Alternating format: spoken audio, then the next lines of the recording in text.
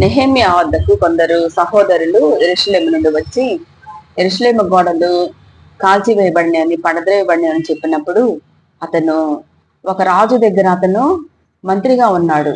ఆయన రాజునకు గిన్నె అందించేవాడు. రాజుని దగ్గర అతను క్షేమంగా ఉన్నాడు కదా, నాకెందుకులే వారేమైపోతే అని అనుకొనలేదు గాని, ఆయన కొన్ని దినములు ఉపవాసం ఉండి ఆకాశం మందుండ దేవునికి ప్రార్థన చేశాడు. ఎంత ఎంత మరి దేవుని పట్ల, దేవుని ప్రజల పట్ల ఎంత భారం కలిగి ఉన్నాడు. మనకెందుకులే అనుకోలేదు. అయితే మరి దేవుడు ఆయన ప్రార్థన ఆలకించాడు. రాజు దగ్గరికి వెళ్ళి ఆయన అనుమతి తీసుకొని యెరూషలేం పట్టణానికి వెళ్ళి మరి యెరూషలేం యొక్క ప్రాకారాన్ని కట్టడానికి పని పూనుకుంటాడు. ఈనాడు కూడా మనము కూడా దేవుని యొక్క పనిని, మనం కూడా దేవుని సేవకు మనం సహకారులుగా ఉండాలి. అదేవిధంగా మన కుటుంబాలు కూడా పడిపోయిన స్థితిలో ఉంటే మనం కూడా మొట్టమొదటి చేయాల్సింది యేసు దేవుని పాదాలను ఆశ్రయించాలి. మనంతటా మనం ఏమి చేయలేం గాని దేవుని పాదాలను మనం ఆశ్రయించినప్పుడు దేవుడు మనకు అద్భుత కార్యాలు, అద్భుతకరమైన సహాయము, ఆయన కరుణాహస్తము తోడుగా అంటాడు నెహెమ్యా.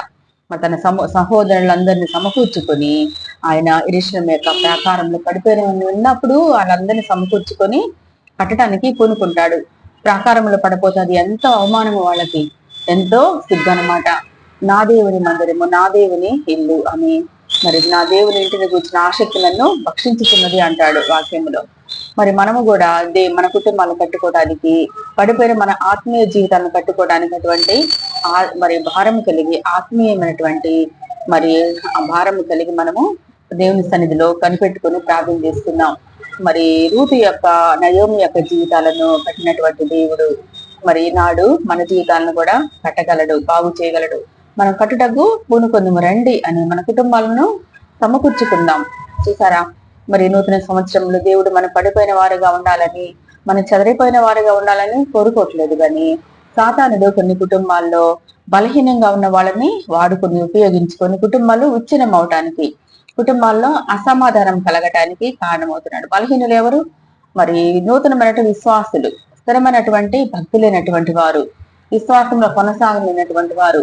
మరి ఒక పడవ లోకము మీద, ఒక కాలు లోకం మీద, ఒక కాలు మరి దేవునిలో ఉంచి మరి రెండు విధాలుగా జీవిత ప్రయాణం సాగిస్తున్న వారు నిలకడగా ఉండలేరు దేవునిలో.